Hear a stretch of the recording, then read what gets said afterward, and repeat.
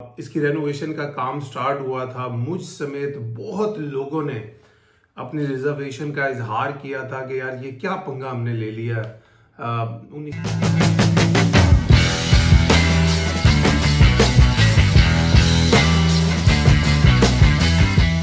अस्सलाम वालेकुम जी, welcome to my YouTube channel. और गद्दाफी स्टेडियम लाहौर की आज उसकी जो ओपनिंग की गई है, क्या शानदार ओपनिंग की गई। और जब इसकी रेनोवेशन का काम स्टार्ट हुआ था, मुझ समेत बहुत लोगों ने अपनी रिजर्वेशन का इजहार किया था कि यार ये क्या पंगा हमने ले लिया।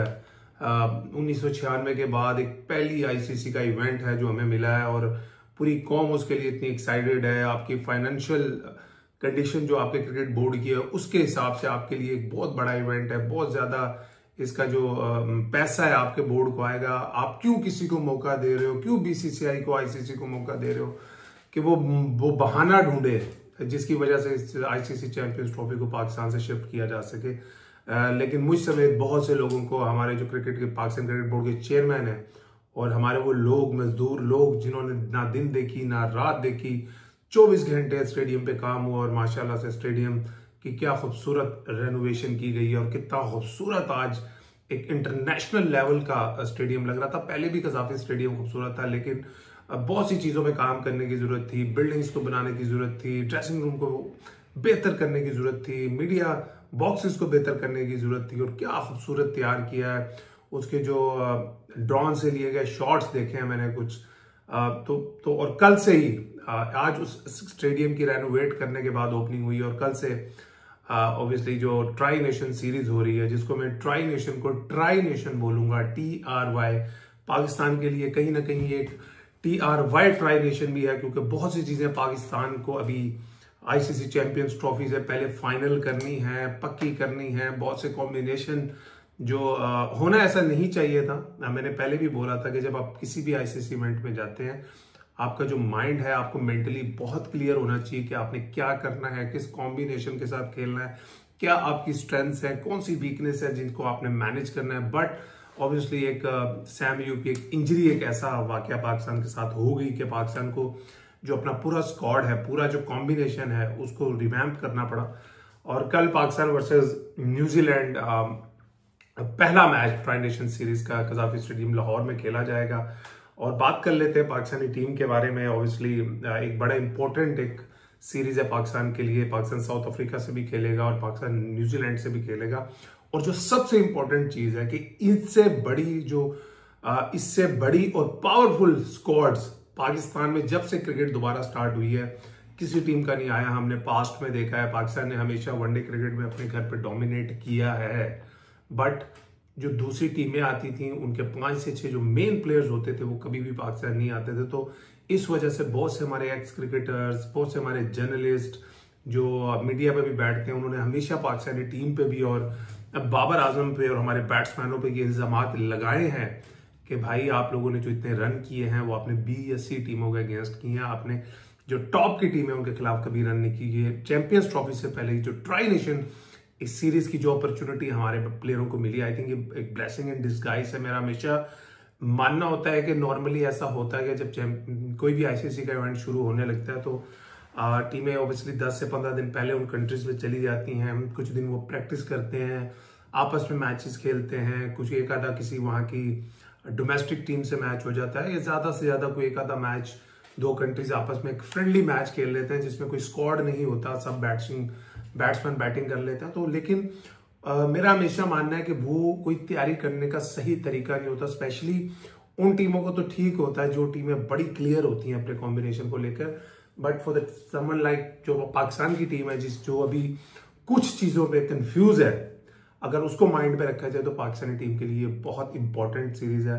प्रैक्टिस मैचों में हमने देखा है कि हमारे जो बैट्समैन है जो वेट कर रहे थे इस तरह की पिचेस पे खेलने का, साउथ अफ्रीका में गए, वहां पे थोड़ी मुश्किल पिचें मिली, जिम्बाब्वे में बहुत मुश्किल पिचें थी, फिर वेस्टर्न ऑस्ट्रेलिया में बाउंस खेला, फिर वेस्ट इंडीज के खिलाफ जो टेस्ट सीरीज में पिचें बनी, तो बैट्समैन वेट कर रहे थे यार हमें कब बैटिंग पैराडाइज पिचेस मिलेंगी। और पाकिस्तान की जो पिचेस हैं वो हमेशा से बैटिंग पैराडाइज मशहूर हैं, स्पेशली वाइट बॉल क्रिकेट में।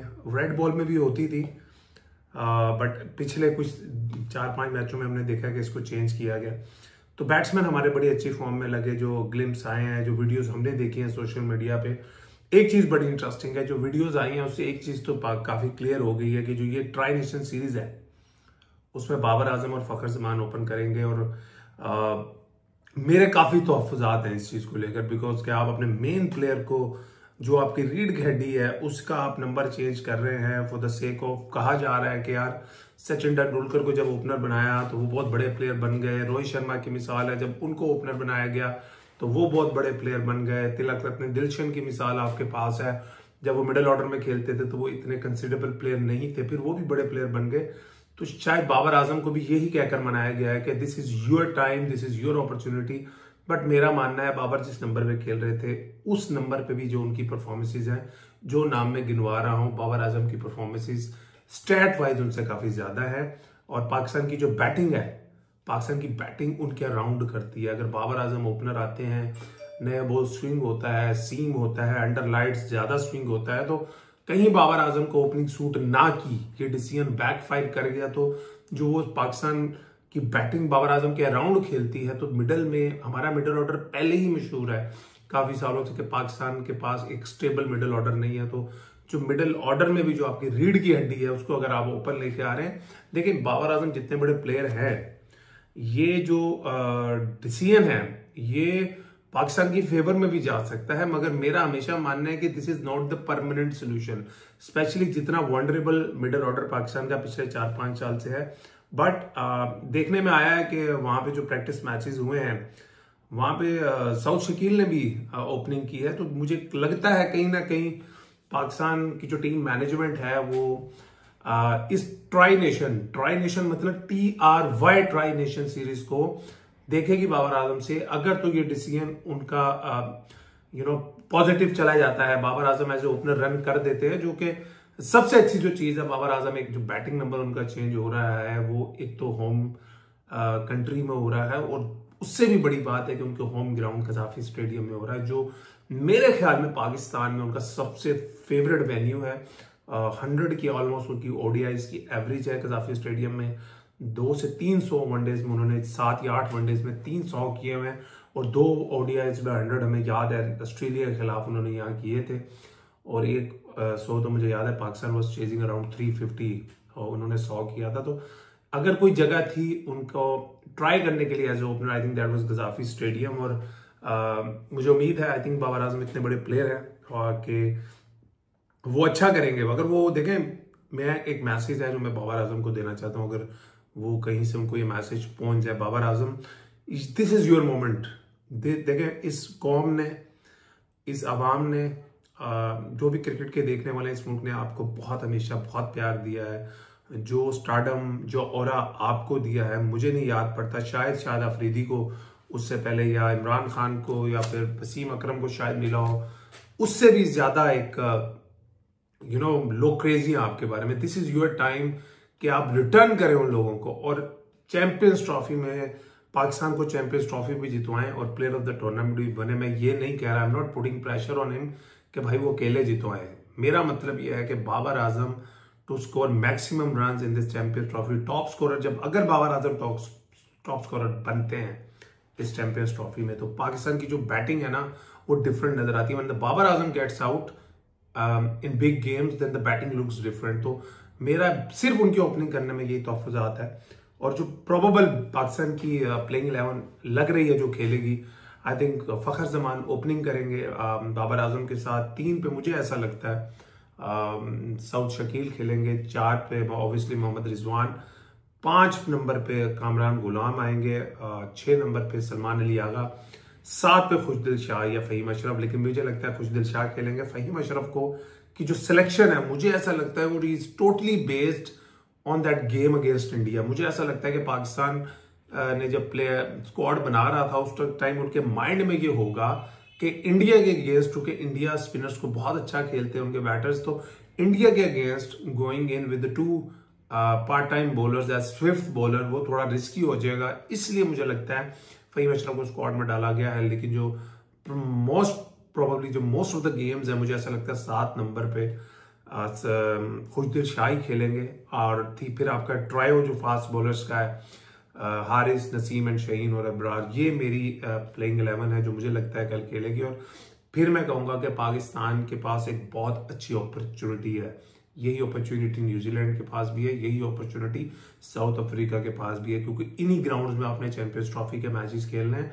तो वहां पे आपको इंटरनेशनल मैचेस सिर्फ 10 दिन पहले चैंपियंस ट्रॉफी से खेलने को मिल रहे हैं। Pakistan should try to take most out of it और अपनी बेस्ट 11 के साथ जाना चाहिए एटलीस्ट फॉर फर्स्ट गेम। उसके बाद चीजों को देखना चाहिए। बहुत ज्यादा अपने ट्राई नेशन सीरीज को जीतने के चक्कर में अपने फास्ट बॉलर्स को बहुत ज्यादा ओवरलोड नहीं करना चाहिए, क्योंकि ये बहुत जल्दी जल्दी मैचेस हैं। कोई ये ना हो कि शहीन शाह, नसीम शाह, हारिस राउफ 5 दिनों में 3-4 मैच खेलकर कहीं ओवरलोड ना हो जाए। तो इस चीज का भी ख्याल रखना, बिकॉज ये जो ट्राई नेशन सीरीज है ये भाई भी वर्ल्ड कप नहीं है। इसमें आपने सब पॉसिबल कॉम्बिनेशंस को ट्राई करने की कोशिश करनी है दोनों तीनों मैचेस में, to get the best combination out of that, जो आप फर्स्ट गेम में चैंपियंस ट्रॉफी के आप न्यूजीलैंड से भी खेल लेंगे, आपने चैंपियंस ट्रॉफी के मैच में भी उनसे खेलना। तो I think this is probably the best opportunity for both Pakistan and New Zealand. हमारी बेस्ट विशेष पाकिस्तान के साथ हैं। मेरे माइंड में तो कल से पाकिस्तान की चैंपियंस ट्रॉफी की जो कैंपेन है वो स्टार्ट होने लगी है।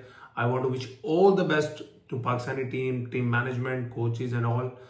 सब कौम की दुआएं आप लोगों के साथ हैं, बट आप लोगों ने मेहनत करनी है, आप लोगों ने हार से नहीं डरना और पॉजिटिव रहना है। अपना ख्याल रखिएगा। इंशाल्लाह कल मैच के बाद आपसे मुलाकात।